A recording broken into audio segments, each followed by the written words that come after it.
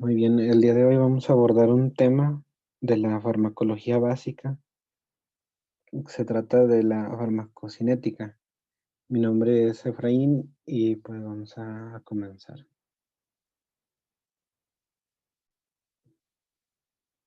Muy bien, aquí tengo un índice donde se muestran los temas que abordaré a lo largo de esta presentación. En la descripción del video pondré los minutos en el cual hablo de cada uno de los temas para que vayan acorde al tema que quieren revisar.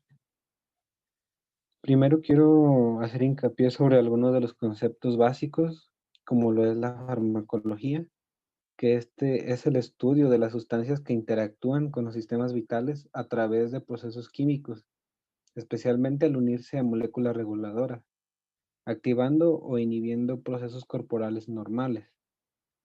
También, ¿qué es un fármaco? Pues va a ser toda aquella sustancia físico-química que interactúa con el organismo y lo modifica para tratar de curar, prevenir o diagnosticar una enfermedad. Esto es a diferencia de un tóxico, que esta va a ser una sustancia que también interactúa con el organismo, pero va a ser para mal. Y el concepto de farmacocinética, que es la disciplina de la farmacología que estudia el curso temporal de las concentraciones y cantidades de los fármacos y sus metabolitos en el organismo y su relación con la respuesta farmacológica. En pocas palabras, la farmacocinética es lo que el fármaco le hace al cuerpo. Muy bien.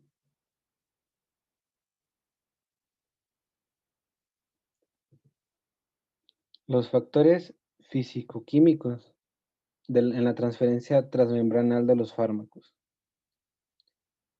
Primero debemos de abordar un concepto claro de que en la farmacocinética se puede dividir como en cuatro grandes procesos, que es el ADME. Aquí está el ADME, que este se puede dividir como que la A significa absorción, absorción. La D va a significar distribución. La M significa metabolismo y la E significa excreción o eliminación. Muy bien. ¿Y cuáles son estos factores que van a influir en la transferencia a través de las membranas? Pues va a ser primeramente el tamaño y la estructura molecular, ya que la bibliografía menciona que mientras más pequeño sea un fármaco molecularmente hablando, más fácil es que éste atraviese la membrana. Mencionaba que menor a 200 Daltons, va a ser más fácil que este transfunda a través de la membrana. Otra cuestión va a ser el grado de ionización, ya que la solubilidad relativa de las formas ionizadas está un poco disminuida, a diferencia de las no ionizadas, que son sustancias que son solubles en lípidos. Y como sabemos, la membrana celular se trata de una capa bilipídica que tiene hidrofobia al agua y por lo tanto una sustancia que tiene sustancias lipídicas es más fácil que transfunda a través de ella. Entonces, ese es otro factor. Y el otro sería la unión a proteínas séricas y tisulares, ya que cuando el fármaco está no en forma libre, sino en forma asociada a una proteína como lo es la albúmina, le va a ser más fácil que el fármaco atraviese la membrana. Y otro punto importante va a ser el pH, ya que cuando tenemos una sustancia corporal que es más bien ácida, que tiene un pH menor a 7.4. Esta va a ser más fácil que los fármacos que son alcalinos se disocien más fácilmente. Y cuando un ambiente está más alcalino, alrededor de más de 7.6, va a ser más fácil que un fármaco ácido, un ácido débil, se interactúe más fácil con la membrana. Y entonces esto es importante porque en algunas ocasiones esto se puede utilizar en la terapéutica. Por ejemplo, cuando tenemos una intoxicación por ácido acetil salicílico o aspirina, una de las conductas que a veces se toman es alcalinizar la orina a través de bicarbonato de sodio. Y así como la aspirina se trata de un fármaco que es más que nada ácido, pues este va a ser más fácil que se disocie por la orina, que se elimine más fácil. Bien. Y bueno, aquí les tengo otro punto a considerar, como lo es los transportadores que se encuentran en la membrana. Primero que nada, hay que recordar que existen dos formas de que se transporte algo a través de la membrana, lo que es el transporte activo y el transporte pasivo. ¿Cuál es la diferencia entre ellos dos? Pues que el transporte pasivo no necesita de energía, a diferencia del transporte activo que sí la necesita.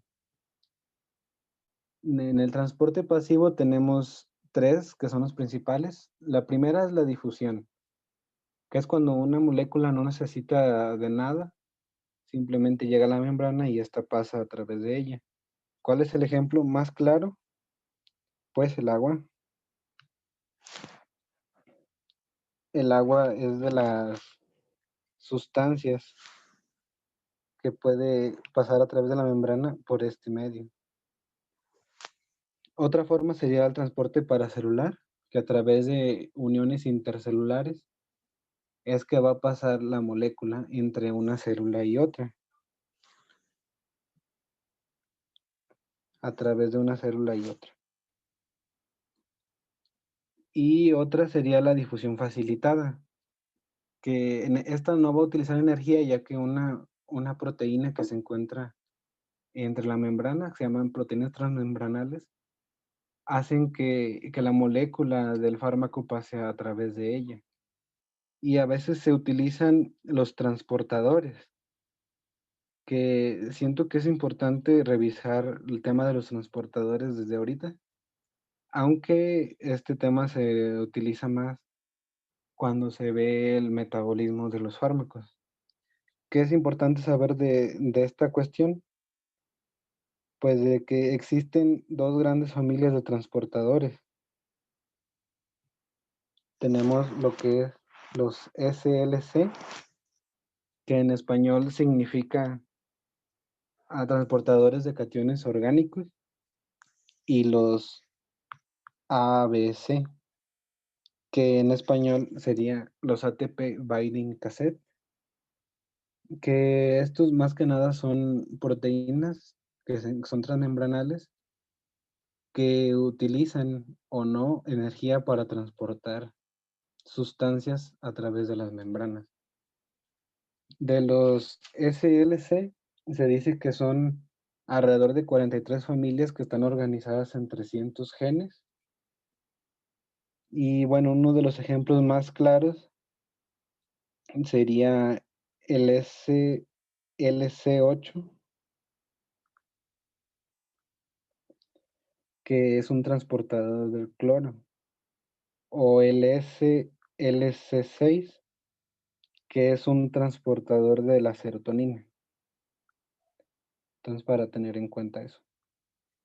Y de los ATP Binding Cassette, se dicen que son alrededor de 49 genes del genoma humano y están organizados en alrededor de 7 familias que están contándose de lo que es de la A a la G. Entonces, de la A a la G podemos contar mm, estos transportadores. Un ejemplo de estos pudiera ser el MDR1, que es un transportador que se encuentra a nivel hepático y que se utiliza para transportar los metabolitos que hacen los hepatocitos hacia la excreción biliar.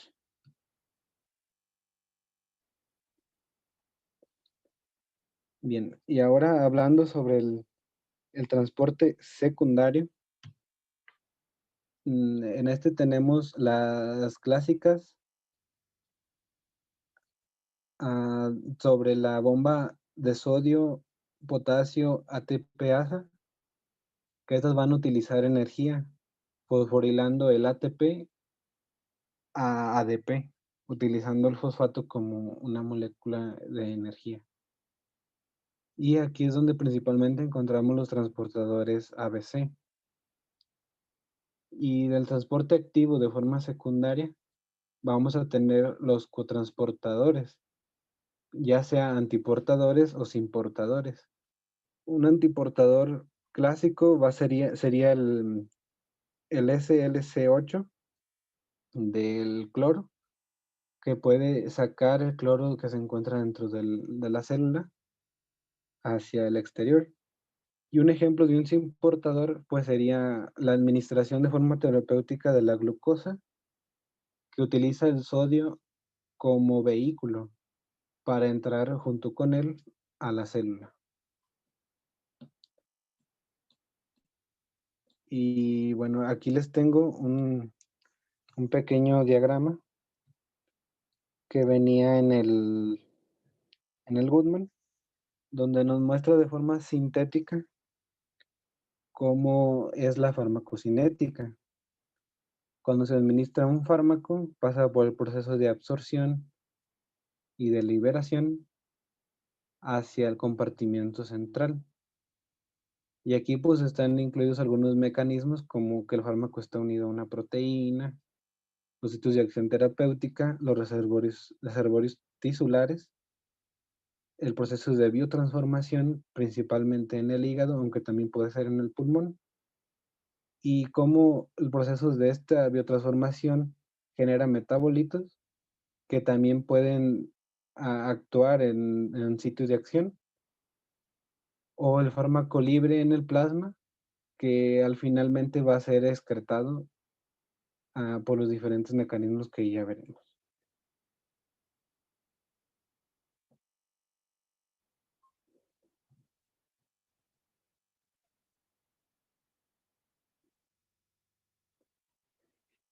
Y bien, ahora vamos a hablar sobre la absorción, la biodisponibilidad y las vías de administración. Primero vamos a revisar unos conceptos sobre qué es la absorción.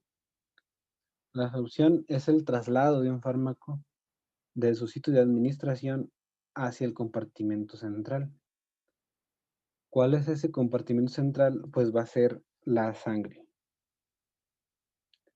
Y el concepto de la biodisponibilidad, que esta se describe como la magnitud fraccionada de un fármaco de una dosis administrada que alcanza el sitio de acción o un fluido biológico desde el cual el fármaco tiene acceso a su sitio de acción.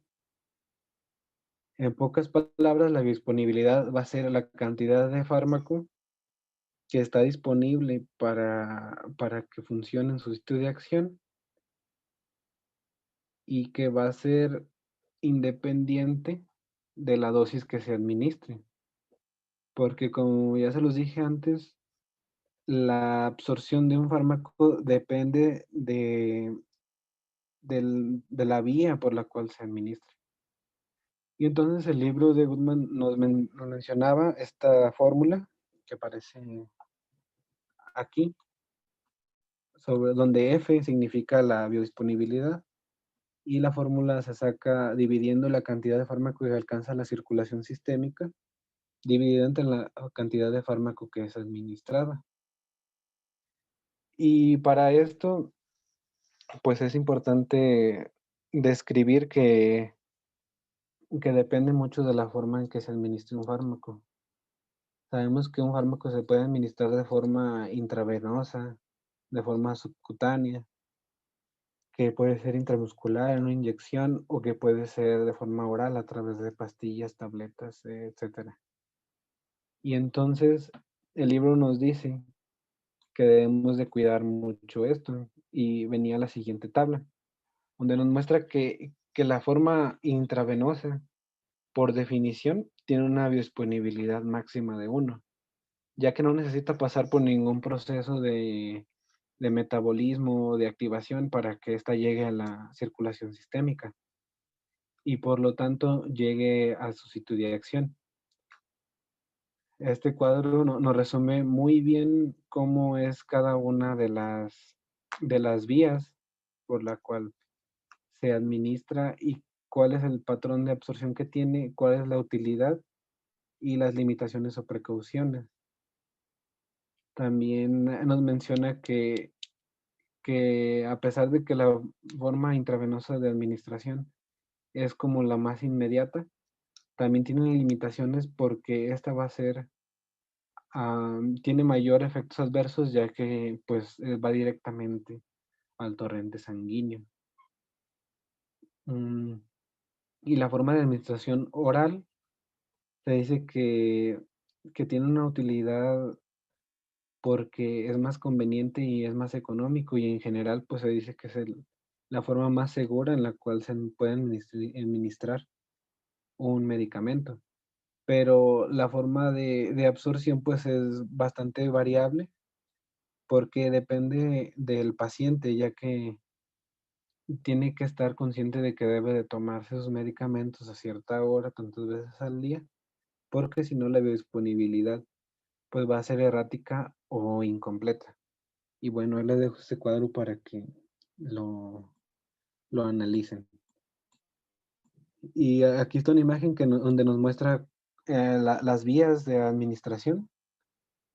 Puede ser intradérmica, endovenosa, subcutánea o intramuscular. ¿Qué es lo importante de una administración subcutánea? Pues que algunos fármacos que se dice que son liposolubles, se pueden encontrar mucho más tiempo cuando se administran en el tejido subcutáneo y van a tener una liberación más lenta. Y por lo tanto, algunos medicamentos que se requiere de más tiempo o que se requiere una biodisponibilidad menor y más prolongada, pues se utiliza esta vía. Por ejemplo, en la administración de vitaminas en pacientes que tienen alergias, se utiliza mucho esta vía. También en algunas vacunas y etcétera. Pero además mencionaban que hay otras formas de administración. Por ejemplo, bueno, me hizo falta poner aquí una imagen, pero una de las formas que es más utilizada, pues, actualmente es la forma sublingual. La administración de medicamentos en la manera sublingual se dice que es más completa que la forma oral, ya que, bueno, cuando se administra un medicamento de forma oral, este tiene que pasar por lo que es el proceso que se llama de primer paso. ¿Y qué es esto? Es cuando un medicamento, al entrar a la boca, tiene que pasar por lo que es el hígado, que es la circulación sistémica, la circulación portal. Y ya cuando llega al hígado, tiene que pasar por el proceso de metabolización y activación de algunas enzimas para que ahora sí el medicamento llegue a la circulación sanguínea. Y es por eso que tiene tan baja biodisponibilidad la forma oral. A diferencia, pues, en la circulación o la administración de medicamentos en forma sublingual, que esta van a llegar directamente a lo que es la circulación venosa, porque como sabemos, abajo de la lengua existen venas que van a llegar directamente a la circulación de las venas subclavias y de ahí al sistema de la vena cava superior y por lo tanto llega a la circulación sistémica de forma más rápida. Aquí pues hay varios medicamentos que se utilizan en la actualidad, por ejemplo, la administración de medicamentos para aliviar la angina de pecho, como la nitroglicerina. Y bueno, es como lo importante de aquí. También pues tenemos la administración, la vía, ah,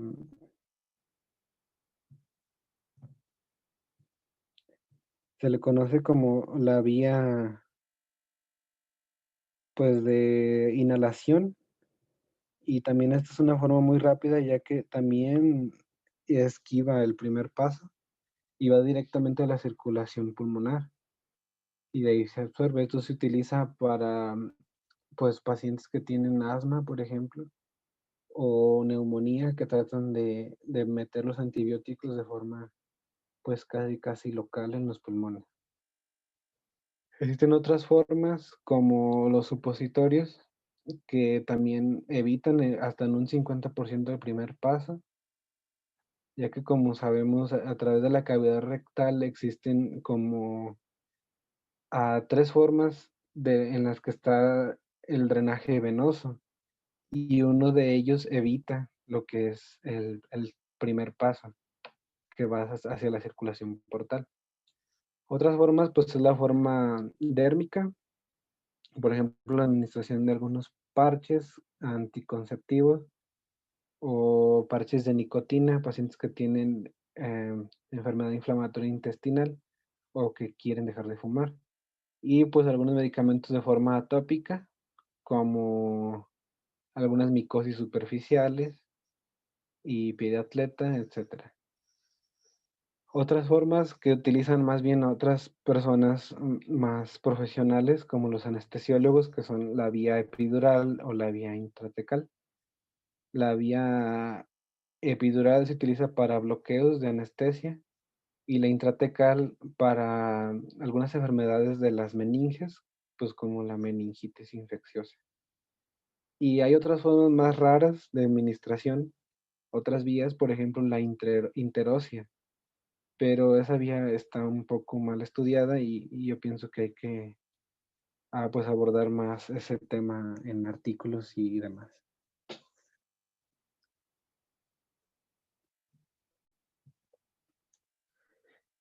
Bueno, ahora vamos a hablar sobre la distribución de un fármaco. Un fármaco se distribuye en los líquidos intersticiales e intracelulares en función de sus propiedades físico-químicas, de la velocidad de distribución del fármaco a órganos y compartimentos individuales y de las diferentes capacidades a esas regiones para interactuar con un fármaco. Se dice en pocas palabras pues que la distribución va a ser cómo es que un fármaco llega a su sitio de acción para hacer sus funciones que tiene que hacer, ya que una vez es absorbido y que llega al compartimento central. Esto puede hacerle de dos maneras, que es unido al plasma, unido a proteínas, perdón, o libre en el plasma. ¿Cuáles son estas proteínas de las que puede estar unido?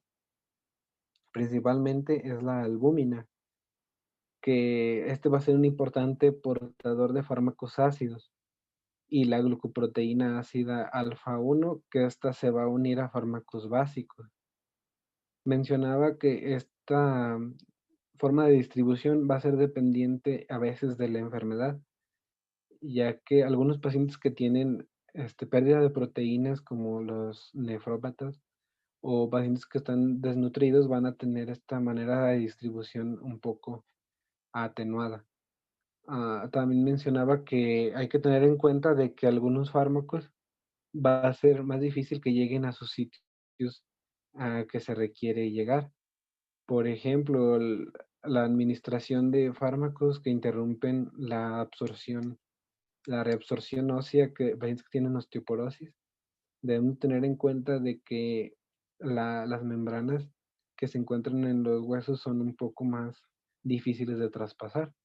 Y pues claro, el más claro ejemplo pues sería la barrera hematoencefálica, que como sabemos, no cualquier fármaco puede llegar hasta allá. Y bueno, mencionaba un ejemplo, por ejemplo, los medicamentos que se utilizan para la, la gripe, muchos de ellos provocan adormecimiento o que te den ganas de dormir, y esto se debe a que algunos de estos fármacos son liposolubles o están en su forma no ionizada, y estos fármacos es muy fácil que atraviesen la membrana hematoencefálica y provoquen su acción en el cerebro y por lo tanto te provoque sueño. Un ejemplo de este fármaco es la difenhidramina, que también algunos médicos lo recetan para personas que tienen problemas para dormir. Y otra situación que debemos tener muy en cuenta es que algunos fármacos son capaces de pasar la barrera hematoplacentaria y que pueden tener efectos teratogénicos.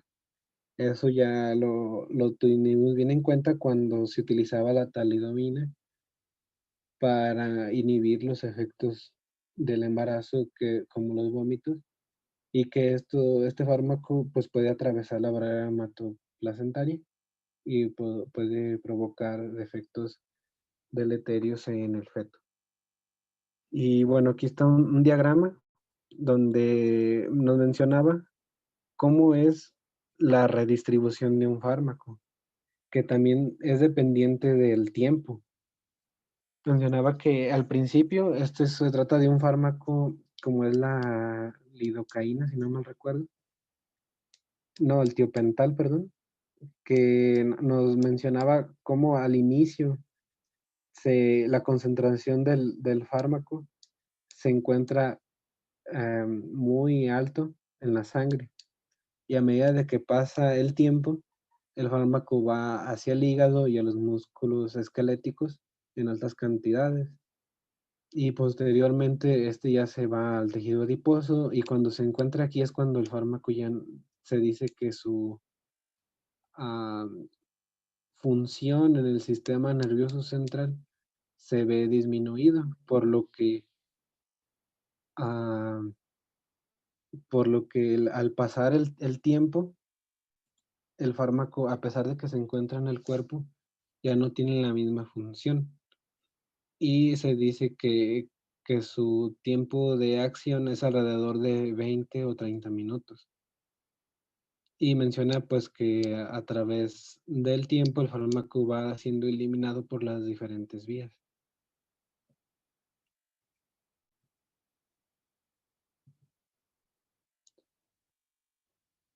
Bueno, ahora hablaremos sobre el metabolismo de los fármacos. El metabolismo de fármacos y otros xenobióticos para producir metabolitos más hidrófilos es esencial para su eliminación renal del cuerpo, así como para la terminación de su actividad biológica y farmacológica.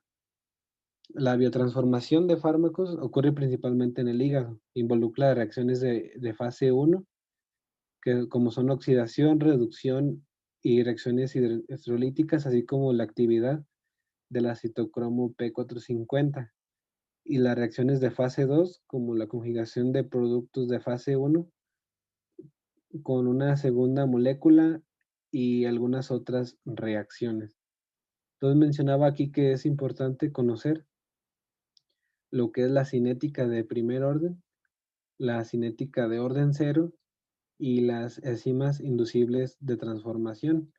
Estas últimas mencionaba que se trata de las moléculas del citocromo P450, que estas son enzimas que debemos tener bien en cuenta porque algunas de ellas se pueden ver inhibidas o beneficiadas por algunos fármacos. Un ejemplo claro es la administración de fármacos que son ah, utilizados para algunas micosis, como es la quetiapina, por ejemplo, que esta va a inhibir el citocromo P450 a 2D6, que es uno de los metabolitos que se encarga de transformar lo que es, por ejemplo, el paracetamol.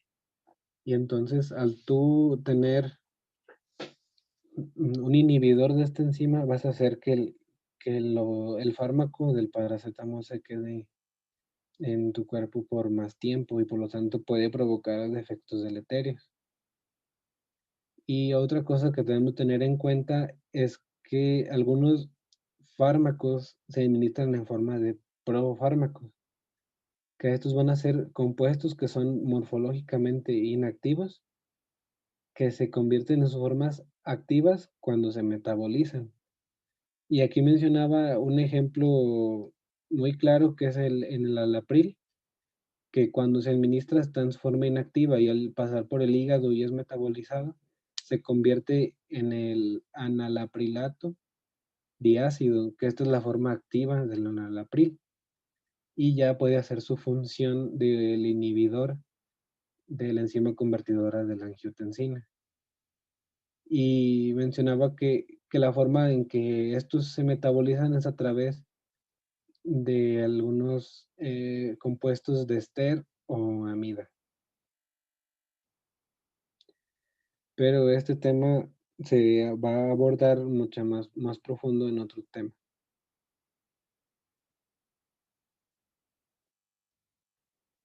Bueno, el otro tema que vamos a abordar va a ser la eliminación. Los fármacos se eliminan ya sea sin cambios o convertidos en metabolitos. Se elimina más eficientemente los compuestos polares, por lo que cuando un fármaco es más polar, este va a ser más fácil de que se elimine, sobre todo a través del riñón. Hay que tener bien en cuenta de que la forma en la que se eliminan más comúnmente los fármacos es a través del riñón, por lo que pacientes que tienen problemas de nefropatías, debemos de cuidar muy bien qué fármacos se les puede dar, qué fármacos no, porque su eliminación está totalmente atrofiada y entonces hay que cuidar eso. Los liposolubles no se limitan hasta metabolizarse en sustancias más polares. Es por eso mismo que los medicamentos que son liposolubles tardan más en eliminarse y que pues la excreción puede ser la vía renal, que es como la más extendida, pero también puede ser de forma biliar y fecal y otras vías como aquí les puse en el cuadrito naranja, que puede ser a través del sudor, de la saliva, de las lágrimas, de la leche materna, por lo que hay que tener muy en cuenta que las personas que están dando de lactar a los niños, se debe de cuidar qué fármacos se les puede dar y cuáles no, porque varios de los productos de eliminación de estos fármacos se pueden ir por la leche materna y entonces hay que cuidar. También por la piel y los cabellos, aunque esto puede ser en menor medida. Y aquí están unas imágenes sobre cómo es que el riñón puede metabolizar algunos fármacos a través, primero que nada, de la filtración, a través del glomérulo y de las arterias aferentes de la filtración glomerular, por lo que es dependiente de cuál es la fracción de filtración. También de la reabsorción a través del filtrado glomerular que vuelve hacia la red capilar peritubular y la secreción, que es cuando de la red capilar peritubular va hacia el túbulo proximal y algo otras vías de la asa de Henle a través de los vasos rectos y esto se puede, son como las formas en las que el riñón puede metabolizar. Aunque pues este tema también es un tema de otra clase, es nada más para ver cuáles son en grandes medidas la forma en la que se eliminan los fármacos. Y aquí está una imagen en donde se puede ver que los transportadores que mencionaba en, más atrás, pues tienen una implicación en la forma de eliminación. Sobre todo vemos aquí que los transportadores de cationes orgánicos son como los que más importancia tienen, porque pueden hacer, como aquí se ve, que salga los productos dentro del hígado hacia afuera. Y también aquí en el riñón van hacia el espacio peritubular y después hacia la sangre. Entonces hay que tener muy en cuenta que esos transportadores son importantes. Y como ya se los dije, en el hígado pues también es importante cuidar el metabolismo y así también su eliminación. Y por último, aquí les tengo una imagen que venía en el Catson, que nos muestra qué es la farmacocinética y la farmacodinámica a través de un fármaco, donde la farmacocinética tiene que ver desde la dosis de fármaco administrado, el ingreso, es decir, su absorción, cuánto fármaco se encuentra en la circulación sistémica, es decir, su biodisponibilidad, su distribución a través de los tejidos y su eliminación, es decir, el fármaco que sale del cuerpo, ya sea metabolizado o no. Y bueno, la excreción de fármaco al sitio de acción, eso ya sería terreno de la farmacodinámica, que en resumidas cuentas la farmacodinámica va a ser lo que el cuerpo le hace al fármaco. Y aquí tenemos lo que es el efecto farmacológico y la respuesta clínica que va a tener, ya sea una forma efectiva, un efecto adverso o la toxicidad. Y bueno, más adelante vamos a abordar el tema de la farmacodinámica de una manera pues más a profundidad, así como el metabolismo y otros temas implicados en la farmacología básica. También lo que es la farmacocinética clínica, que faltó abordar un poquito aquí sobre las fórmulas, que ya veremos y algunos conceptos un poco más difíciles como es la vida media de un fármaco, etcétera. Entonces, pues hasta aquí la vamos a dejar el día de hoy. Muchas gracias y